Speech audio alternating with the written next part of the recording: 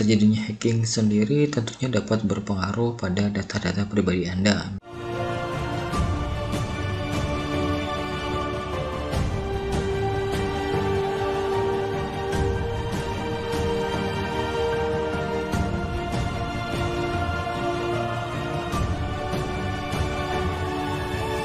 Tiga, dua, satu, back to basic. Assalamualaikum warahmatullahi wabarakatuh. Teman-teman, pada video ini kita akan membahas mengenai apa itu computer security ya. Computer security tersendiri kebanyakan ya problemnya itu berasal dari eksternal dan internal ya.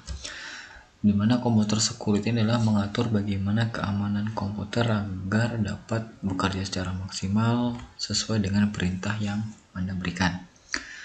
Dengan sebuah security yang bagus, tentunya komputer Anda atau PC Anda atau laptop Anda akan aman dari segala problematika ketika Anda sedang online maupun sedang offline. Dari internal dan eksternal sendiri memiliki beberapa problem yang biasanya sering ditemukan dan sering dirasakan oleh beberapa user ya. Yang pertama, problem dari sisi internal sendiri umumnya terdeteksi atau terjadi karena adanya virus. Yang pertama, virus ini menyebarnya juga tergantung ya. Kadang-kadang ada yang menggunakan USB, yang sering kontekan USB. Kemudian ada juga yang berdasarkan dari internet dan lain-lain. Kemudian adanya hacking, yaitu ketika kita sedang berselancar di internet atau sedang online karena security kita rendah, misalnya seperti itu. Salah satunya adalah dengan Anda menggunakan software bajakan, misalnya Windows-nya kalau pakai Windows ya. Nah, itu bajakan atau dengan aplikasi-aplikasi lain yang menyebabkan celah-celah keamanan yang bisa disusupi oleh para hacker ya. Nah, terjadinya hacking sendiri tentunya dapat berpengaruh pada data-data pribadi Anda. Misalnya email Anda nanti bisa diakses oleh orang lain, kemudian data-data pribadi dan lain sebagainya. Kemudian yang ketiga adalah ada illegal sites atau website-website ilegal yang kemungkinan Anda klik baik itu sengaja maupun tidak sengaja ya. Illegal site ini biasanya ke situs-situs yang berbau pornografi atau perjudian dan lain-lain. Umumnya situs ini akan memberikan sebuah pop-up atau misalnya kalau kita klik situs tertentu nanti akan tiba-tiba muncul tab baru. Nah, itu kalau salah kita klik malah situs tersebut akan memberikan sebuah virus ke PC kita. Parahnya jika virus itu termasuk virus yang lumayan menyusahkan ya, nanti berpengaruh pada kualitas dari PC Anda. Bahkan yang paling parahnya kalau beberapa tahun yang lalu sempat terdengar itu ada yang namanya virus ransomware.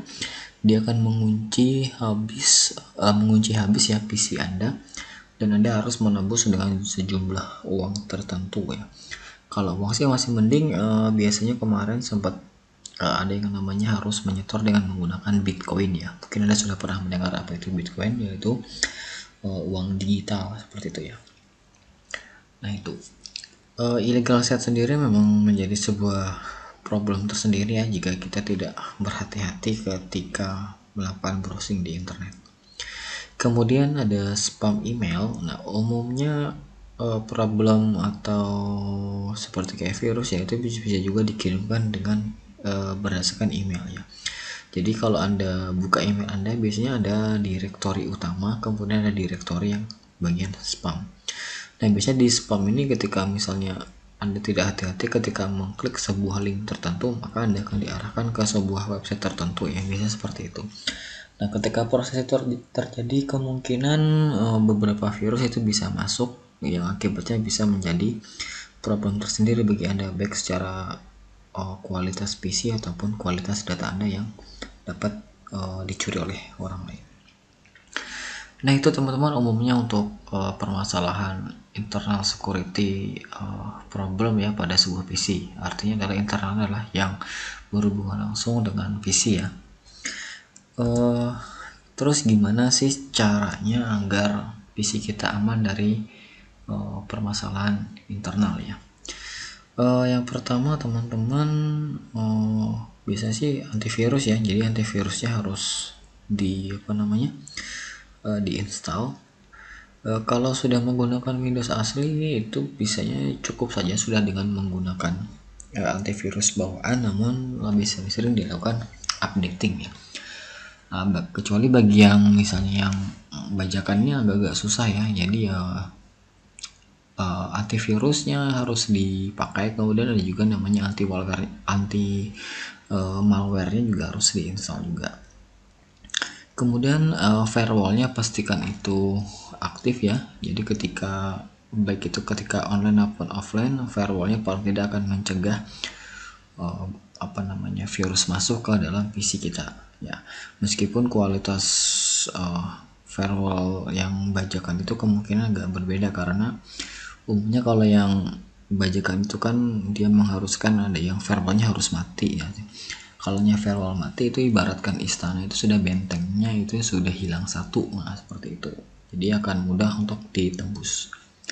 Kemudian password Anda khususnya untuk email atau akun-akun lainnya umumnya silakan dilakukan update berkala, entah itu 1 minggu, 1 bulan, ataupun yang paling lama mungkin setahun sekali ya, seperti itu. Tapi usahakan itu dalam periode tertentu. Dan pastikan akun Anda misalnya untuk email itu terkoneksi dengan nomor handphone ya. Jadi ketika akun Anda kemudian dipakai oleh orang lain, Anda bisa melakukan reset password langsung dengan menggunakan link OTP langsung ke handphone Anda. Kemudian jika akun misalnya banking Anda menggunakan PIN, silahkan PIN-nya juga diupdate ya, yang secara berkala juga ya, seperti itu. Oke, ada internal problem, pasti juga ada eksternal. Nah, eksternal ini seringkali dilakukan oleh para user atau pemilik laptop itu. Yang pertama adalah problem pertama adanya tindak kriminal ya. Tindak kriminal ini biasanya ya kalau ada pencurian ya, itu juga salah satu problem security yang sifatnya eksternal ya, karena tidak kita inginkan. Kemudian yang kedua adalah USB sharing, atau biasanya nih di kalangan mahasiswa atau teman-teman yang sudah bekerja pasti sering nih tukar-tukaran USB ya. Nah itu sebenarnya itu sangat riskan sekali jika terlalu sering ya seperti itu, karena itu kemungkinan kita tidak tahu isinya di flash disk itu ada virus atau tidak, atau flash disk itu terjangkit virus atau tidak. Nah itu kita tidak tahu. Nah apalagi kalau misalnya security internal kita itu lemah, dengan adanya USB sharing seperti ini tentunya akan memperbesar peluang untuk virus masuk ke dalam PC kita. Oke, yang kedua adalah nge-share password Anda ke teman Anda, ke teman dekat Anda, atau ke teman-teman Anda. Nah ini juga yang problem sekali ya ketika kita berani men-share sebuah password kita ke orang lain. Kemudian hindari misalnya sering-sering meminjamkan laptop Anda atau PC Anda atau komputer Anda ke teman Anda, baik rekan kerja ataupun teman dalam belajar mengajar seperti itu ya. Karena tentunya kita tidak tahu teman kita itu bisa dipercaya atau tidak, atau lain-lain sebagainya.